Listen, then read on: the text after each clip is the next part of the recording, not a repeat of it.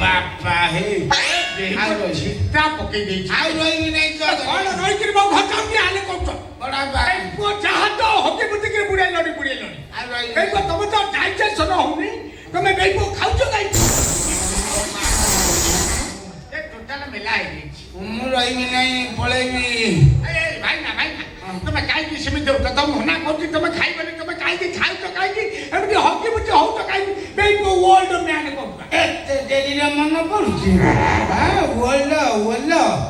ମୁଁ ଯଦି ଓଲ ତୁ ହଉଛି ବଣ ଓଲ ନା ବଣ ଓଲ ତୁ ଆନ୍ଧ୍ର ଓଲ ତୋର ପୁଆ ନାହିଁ ଖାଲି ମୁଣ୍ଡାଟା ମୁଣ୍ଡାର ସ୍ୱାଦ ତମେ ପାଇଲା ହଇନା ପାଇଛି ତମେ ଚୁଲୁଚା ଚାଟି ପକଉଛି କେଡ଼େ ଭାଲୁଚା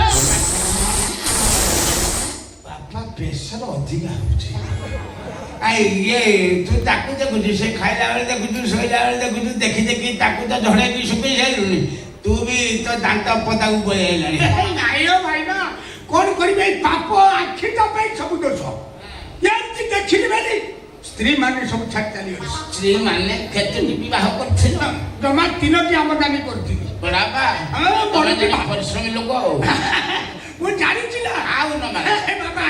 କୁଆଡେ ଭରୁଛି ଯୋଉଟା ବାହା ହେଇନି ହଁ ଭଲ ଡଉଲ ଢେମ୍ଫାଣିଆ ମାଇକି କଣ କରିବି ଦିନ ଦଶହରା ମେଢ ଦେଖିବାକୁ ଯାଇଛି ଆଉ ସେଇ ବାଟେ ଗୋଟେ ବାଣ୍ଠେଟି ହେଇକି ମାଗିନାଟା ଚାଲିଗଲେ ମୁଁ ଅନେଇକି ଆଖି ବାଦେଲି ଆଉ ହଠାତ୍ କିନି ଉଠିଲା ଗଣ୍ଡଗୋଳ କଲା ପୁଅକୁ ନେଇକି ବାହାରି ଚାଲ ମାଇକିନା ଅଭାବ ହେଇଛି ତ ପ୍ରକୃତି ଖରାପ ଆଉ ତୋର ତ ଢେମ୍ଫାଣିଆ ମାଇକିନାଟା ଥିଲା ତୁ ସେ ବାଣ୍ଠୁରୀ ମାଇକିନାଟାକୁ ଅନଉଥିଲୁ ଭାରି ଗୁଣ୍ଡ ଭଳିଆ ହେଇଛି ସେଥିପାଇଁ ନା ସେ ଚାଲ ପୁଣି ସେକେଣ୍ଡ ମ୍ୟାରେଜ କରିଲା ଦ୍ୱିତୀୟ ବିବାହ କରି ଯୋଉଟା ଲୋକ କହିବି ଭାଇନା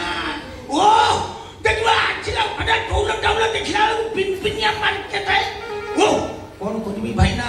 ତାର ସବୁ ଆଇଲା ତ ତାର ପେନ୍ ଆରମ୍ଭ ହେଇଗଲା ବେଦି ଉପରେ ବସିଛୁ ହାତ ହନି ପଇଲା ତାର ପେନ୍ ଆରମ୍ଭ କୋଉଠି ତାର ବଧ ହେଇଥିଲା କି ବଧ ନୁହେଁ ଭାଇନା ଆଉ ଅନାବର୍ଷ ବେହିବ ବେଦି ଉପରେ ଛୁଆ ବେହିଲା ଗଣାପା ତ ଭାଗ ଜଳୁଛି ଗାଈ ବାଛିରି ଏକାଥରେ ପାଇଲୁ ରଖିବି ତୃତୀୟ ପକ୍ଷରେ ବାହାରି କୁହ ନା ଭାଇନା ମା ଝିଅ ଦେଖିବାକୁ ଜାଣିଲା ଭଉଣୀ ଭଳିଆ ଦିନକର ଘଟଣା ବୋଉ ଆସିକି ରହିଛି ଘରେ ମୋ ଶାଶୁ କାହିଁ ତ ଶ୍ୱଶୁର ମରିଯାଇଛି ନା କୋଲକାତା ରହୁଛି ତ ଆଚ୍ଛା ସେଇଠୁ ବୁଢୀ ଆସିକି ଘରେ ରହୁଥିଲା ଯେ ମା ଝିଅ ବସିକି ଝିଅ ମା ତାର ରୋଷେଇ କରୁଛି ଝିଅ ତାର ମୁଣ୍ଡ କୁଣ୍ଡୁ ମୁଁ ଭାବିଲି ବୋଧେ ମୋ ସ୍ତ୍ରୀ ରୋଷେଇ କରୁଛି ଆଉ ଭାଙ୍ଗ ତେଳେ ଯେ ମାଗିଛି ନିଶା ହେଇଯାଇଛି କିନି ମାରି ହଉଛି ଭାଇନା ତା ଗାଈକୁ ଦୋଷରେ କାମୁଡ଼ିଲି 3 ଦିନ ପର୍ଯ୍ୟନ୍ତ ନାହିଁ ସେମିତି ତାର ଜୋର ପଡ଼ିଗଲା ନଜର ଇଏ କଲୁ ତୁ ସେସବୁ ଶାଶୁ ହରଣ କଲୁ ନାଇଁ ଭାଇନା ହରଣ ହେଇନି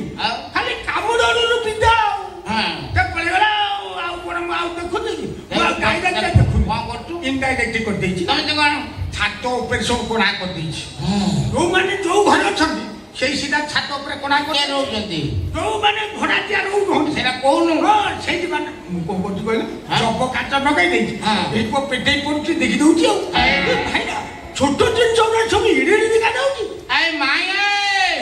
ମାଇ ଧାଇଁଆଲୋ ମାମୁଁ ଆଉ କିଛି ରଖିନେଇ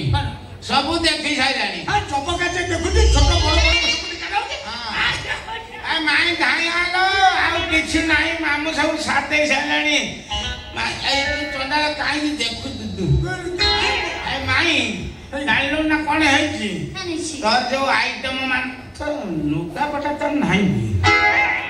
ତୁ ଅଧେ ପିନ୍ଧୁଛୁ ଅଧେ ଫାଙ୍କା ରଖୁଛୁ ନହେଲେ ଗୋଟେ ବେଡସିଟ୍ ଘୋଡ଼ିକି ଆସୁନ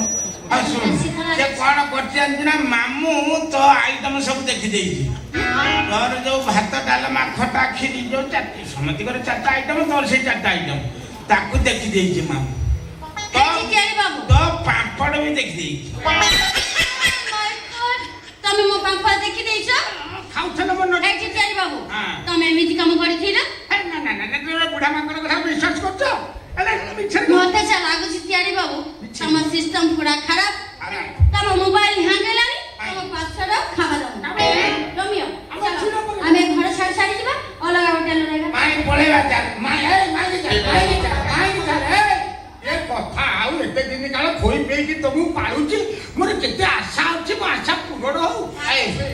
ମାଇ ବଜା ଶୁଣ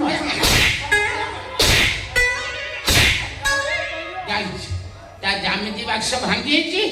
ଆଉ ଚିତ୍ରାଙ୍କନ ପ୍ରତିଯୋଗିତାରେ ଭାଗ ନେଇ ପାରିବନି।